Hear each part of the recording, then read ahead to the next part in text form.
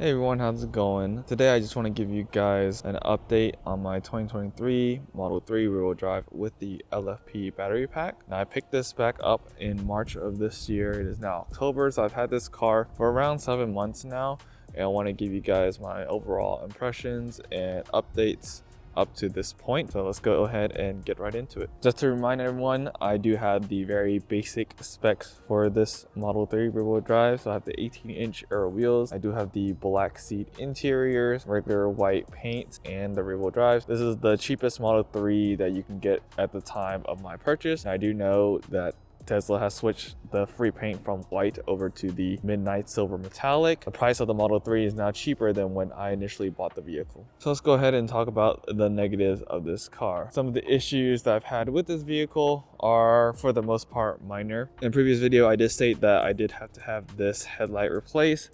The daytime running light right there was dimming out. Managed to get the mobile tech to come out and get that fixed at no cost to me because it was under warranty. So the other issue is from when I initially picked up the vehicle, there seems to be some sort of creaking noise around this area-ish. Whenever I'm driving, it sounds like something is kind of like creaking around here. I did check to see if this part was just kind of like rubbing up against the dorsal, and that's what the creaking was, but that wasn't it. And so I'm still trying to get Tesla to have that looked at. The other thing is there seems to be some very loud rattling sound coming around this area, whether it's the speaker area or it might be the pillar. I haven't quite pinpointed out, but it is very loud and noisy, especially when this is on rougher roads. My only last issue is probably the quality of Tesla paint. So if you guys can see here, Tesla is kind of notorious for getting paint chips. This is something that I've done using Tesla's own paint repair kits. Long story short, don't get that.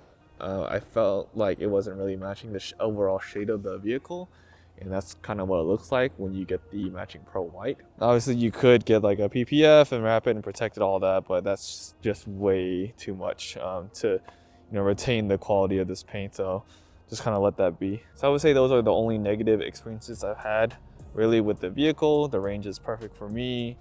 This particular configuration I really like, except for maybe the black seats. I would definitely change that to the white seats. I'll go ahead and go over the exterior a little bit. Aside from, like I said, some of the paint chips I've had in the front, the overall exterior of the car, pretty solid. I haven't noticed any rusting yet. The pearl white especially looks good to me, in particular when it's freshly clean and in the sun, and just kind of gives it that overall presence. As you guys may have noticed, I did get tints on my Tesla. Got it on the windshield, the front, the back, and the rear windshield. I did not get this portion of the roof tinted. It does help with heat over the summer and just helps to maintain the temperature of the vehicle for longer. All right, so here's the trunk of the car. This is the mat I just got with it. Here's the sub trunk, very nice. I don't really use it that often. I only use it when I do have a lot of cargo in the back. I do occasionally stuff some things down there, but mostly I just use the trunk. And of course it is powered, which is pretty nice. The frunk I don't really use that often. I haven't really had a chance to really use it. I think I've only used it actually one time. That was to hold my cousin's suitcase in here. Pretty nice to have. I don't use it that often simply because you do have to close the Tesla hood in a certain way. So you have to put both hands on either side of the T and just really push down. It can be kind of disgusting to touch, especially after a road trip, because some of the bugs kind of collect on there. I do wish Tesla would add a powered frunk at some point. For now, still good to have, but don't really use it that often. Last but not least, for the exterior is the cameras here. Cameras are really nice, really good, solid quality, really good for sentry mode, which of course allows the car to record what's going on around the car while you are away. I guess I do have one other gripe. It's probably the Tesla vision system. I do wish that Tesla had some ultrasonic sensors. So my Tesla does not have the ultrasonic sensors that used to be here and in the rear bumper. And so it makes accuracy when it comes to parking really difficult. It uses the various cameras around the car to see how close you are to an object, but so far it's just been pretty unreliable. Here's the rear portion of the car. Here are the middle seat cup holders. Pretty nice. All 3 seats are heated, including the middle, which is very good. Here are the vents. Got a nice tinted look above. So overall, rear is pretty nice. The amount of space you get back here is pretty good for a sedan. I've Ubered around a little bit. Most of my riders enjoyed being in the rear, saying how spacious it was and seeing how they could get that, that panoramic roof. Of course, my Corgi Waffles loves being back here. I usually have a kind of like a pet cover seat to help cover the seats and prevent him from damaging it. Even then, it's pretty easy to suck up all the fur and kind of clean up all his slobber, but really good solid overall rear seats. Here is the driver's side and a passenger area. Very minimalistic. You got your window switches here, your exit button. Here is the center console. Here's the passenger side area. So here's the screen, pretty good.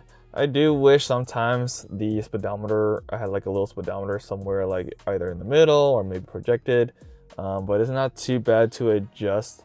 Having the speedometer in this corner area really hasn't made much of a difference. Sometimes I do wish I had some physical buttons maybe for the AC, but again, not too difficult to, you know, really adjust and kind of mess with the settings a little bit. You have a Sentry mode on here. You can pull out some cameras. You have Bluetooth, you have the energy app right here to see how much energy the car is using and what things are really taking up the most energy when it comes to the vehicle. Here is my lifetime average energy watt-hours per mile, total energy used, and the distance that I've driven about over 7.7K worth of miles. Here's some other settings. You got Apple Music, you got Spotify, other goodies there, karaoke. Yeah, it's nice. I don't use the wireless charging pads. It's kind of useless, just kind of cooks the phone and there's no ventilation to really cool it down. It's nice to have, but not really necessary and don't really use it. You got two USB-C ports over here. This is a third-party cubby I just kind of added to get more organized storage. Got your center console, decent amount of stuff in there. Got your mirror right here. Your hazard lights and your dome lights here. You got your other speaker system set up as well. The Tesla Model 3 rear-wheel drive only has I believe it's a 8-speaker system. These do not actually work, so it's just the front, the bottom over here, and then in the back as well. So I do want to discuss a little bit about the range and battery for my vehicle. So obviously I've had it for a little over 7 months now. I've had a little bit of degradation, and so at 100% full charge, the app is showing that I have about 266 EPA estimated miles, which is plenty enough for me. I only do small road trips from Atlanta to Savannah, which is generally about 4 hours, give or take traffic. And for me, that 266 miles is definitely enough. Being able to access the Tesla superchargers definitely takes my mind off of range anxiety. I do have at least 4 Tesla supercharger stops on the way to Savannah, so I'm never really worried about having range anxiety or just running out of charge. Being able to charge the car to 100% is really great. I just kind of set it and forget it when I charge it at home. I usually don't charge till like 2 or 3 o'clock in the morning, and usually my car would kind of sit around 20 to 30%, somewhere in that range, and on average it will take like about 6 hours to charge my car. And by the time I wake up and get ready to go somewhere, it's usually just hit 100%. The max charging speed for this vehicle is about 170 kilowatts, which is decent enough. The other higher tier versions of Teslas, like the Model 3 long range and the Model Y long range and the Performance and the S and X, they all get 250 kilowatts.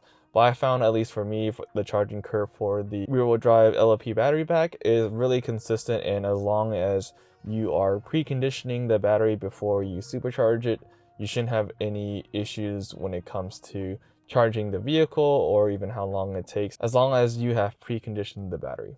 Fall right now, and we're going to be in the winter season soon, so I'll give you guys an update then. So that should be about my 1-year update sometime around March.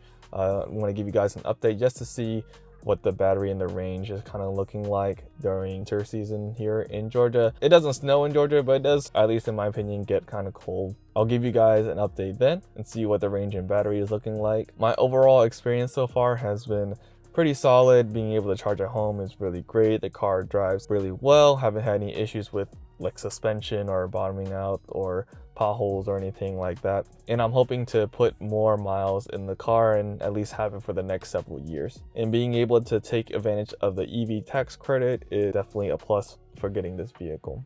Thank you guys for watching. Please consider liking the video and subscribing to the channel. If you guys have any questions, please feel free to leave them in the comments down below. I'll do my best to answer them. And I hope to see you guys in the next video. Thanks for watching.